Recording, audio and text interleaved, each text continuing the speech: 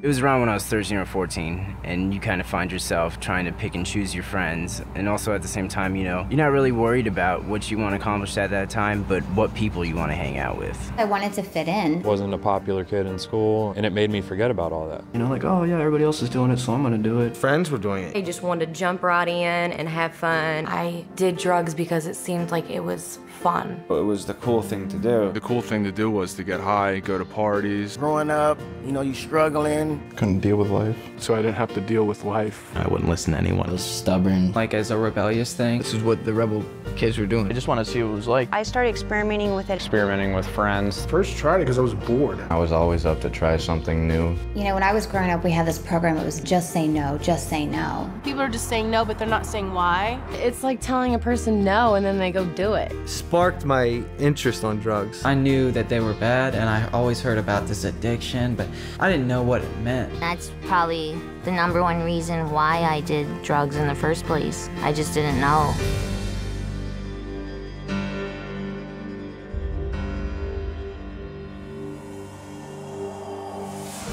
Drugs are everywhere. They're in magazines, movies, TV shows, you know, billboards.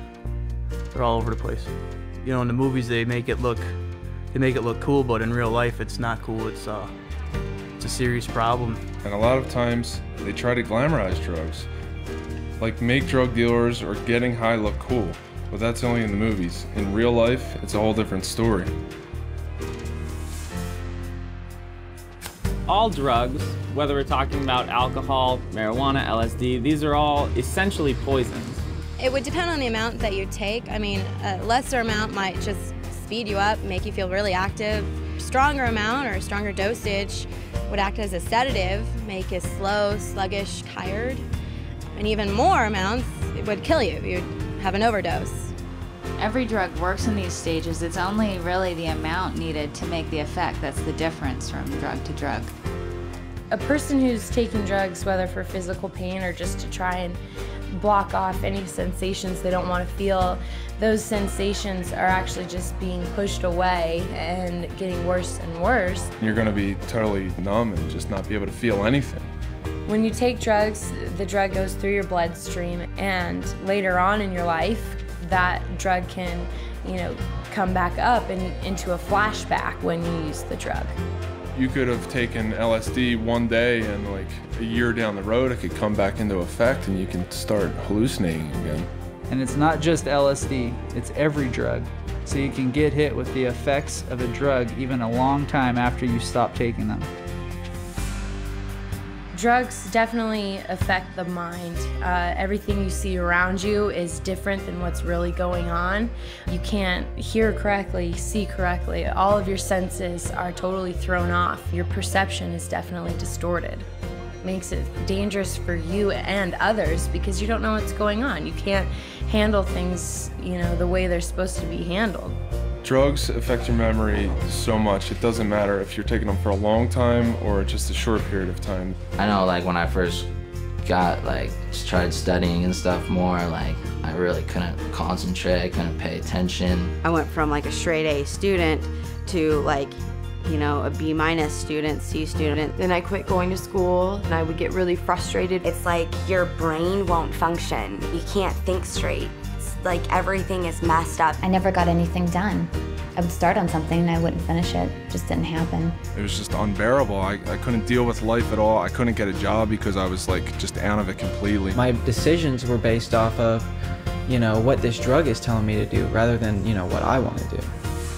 I got them from friends in school. 2 friends. A friend of mine. My older brother's friends. Bunch of girlfriends. Boyfriend. Ex-boyfriend. Older guy. My dad. My cousin. My brother. My older sister. Older kids. My buddy just said, you know, you can do it every once in a while, it'll be no problem. Told us it was going to be the best thing we've ever done. You can do it once, you'll be fine. It's not gonna hurt you, really. It's just a little pick-me-up. You can't get addicted to it. They said it's not something that you're gonna be taking every day. It's just something that you can take when you want to have fun. Oh, this is gonna be a fun time. It's a fun drug to be on. Makes you easier to talk to girls. And they said it'll bring you up. It's gonna make you feel different. You're gonna like it, you're gonna feel good. It's all in your face that's the thing to do. All it is taking a drug dealer's word for it. When you're trying to get someone hooked, you'll say whatever you can to get a customer. You're lying for them to believe you so you can make money. I would tell people it's fun, makes you energetic, makes you more likable. It's something, you know, people want to be around. I tell them whatever they wanted to hear in order to pick that first one up. You know, when I was 12 years old, I didn't say, hey, I want to be 24 in rehab. I never said that to myself.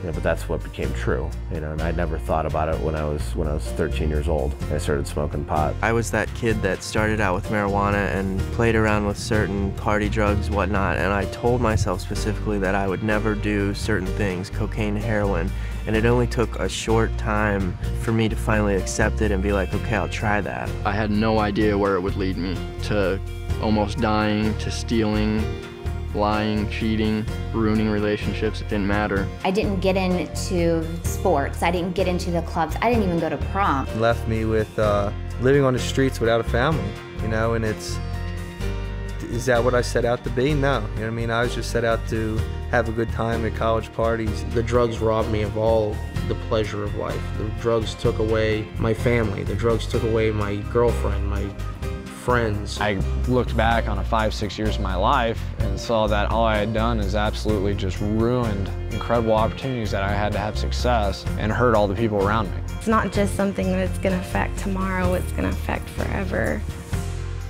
You don't have to find out everything for yourself. You don't have to find out what a car accident experience is like. Do yourself a favor. Don't fall into the same footsteps as so many other people have. And realize that you could be the guy living under the bridge shooting heroin. You might think you won't get like that. None of us ever did, and we wound up in those same shoes. What I would tell people is just, I would give them my story. I would tell them my exact story. I would tell them my story. A story like mine. The insanity of my story. Ultimately, it comes down to their own decision making. You have to get the facts, check the statistics. Find out for yourself. Find out for yourself. Find out the actual truth of what these are and what they're going to do to your life. I would just say to anybody, you know, if you're going to do something, you know, if you're really going to do something, go educate yourself on it beforehand. I think there's a lot of truth in that.